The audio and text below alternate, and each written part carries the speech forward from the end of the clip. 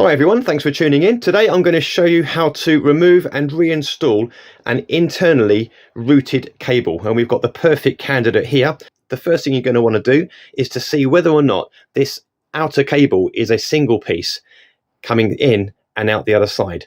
If it is just one piece going all the way through, then you're laughing. All you need to do is to cut the inner cable here and just pull it through from the other way. However, you want to make sure, absolutely sure, that that is a single piece running all the way through, because if it isn't, you will be into a whole lot of bother trying to reinstall the new inner cable. Now, in this case, it actually does look like it's a single piece going in, and that's why this one is the perfect candidate, because that isn't the case. Let me show you. We are going to cut a bit of the cable here, leaving the crimped part just left alone here for now, because you want something to be, the end to be uncrimped, unfrayed, and helpful for threading. I'll show you why in a moment. We can pull this part out. There we go. And then we can pull this part of the outer cable away, because that isn't the issue. The issue is losing this inside. Now, it has to be said, some companies are a nightmare for routed cables. This one is brilliant, because you just have this entrance point here. Don't use a screwdriver, just use your fingers and these will pop out of the way. Now, once this is gone, again, not every bike has this benefit, but with this gone, we have a huge chamber with which to put through the routing tube, which I'll show you in a moment. Now, it could be you're looking at this thinking, well, why have the tube? We can just put the cable all the way through. I still say good luck with that, because you're not going to get your finger in.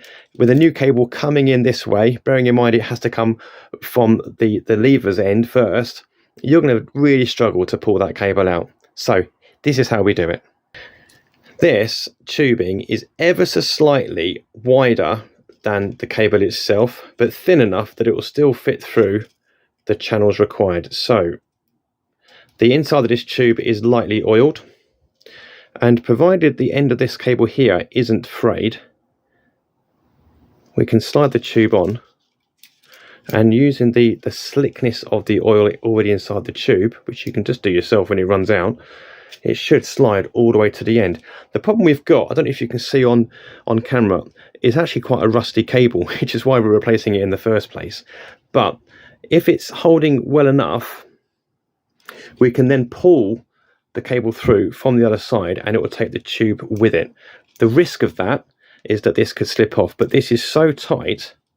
It's not the best example, but because this is so tight, I think we're going to be pulling through no problems at all. Just what you've got to be mindful of is that this tube doesn't fall away from the cable in the middle of the bike frame, because then you're stuffed. But actually, again, probably you can't see on the video, but I can see the brake cable through the tube. So I'll be able to see if the cable itself is being pulled away. So if I just swing this slightly to the left, you'll see here, I'm just pulling the cable like that. And on here, you can see it's coming through. Oh, there we go. You can see the end of the cable there. It's not going anywhere. I'm going to help it by pushing as well. I'm still pulling with my left hand at the other end. And if I swing this through this side here now, we should see, there we go. There's the tube. So we've got tube, outer tube here. We've got outer tube here. So I'm going to hold onto this on my fingers. Oops.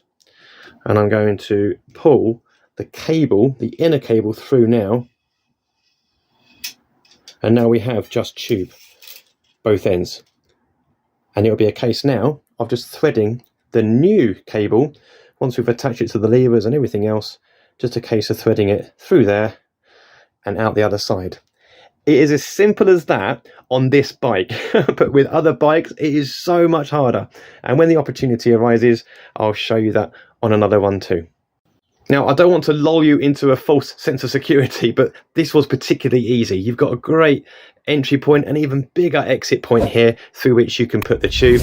That was a really simple process. Often, particularly with the gear cables, they can go through 2, sometimes 3 different parts of the frame. It's a very different affair. If you look through my videos, I will show you how complicated it can be, but it needn't be a headache, provided you use the tube system and make sure the cable isn't lost from the tube in the middle of the frame.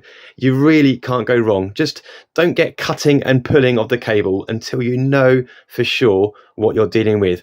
Just like with this one, it looked like the cable ran all the way through. It didn't, so just make sure that your outer cable does go all the way through before just yanking your inner cable through. And if it doesn't, well, you now know how to do it. Job done.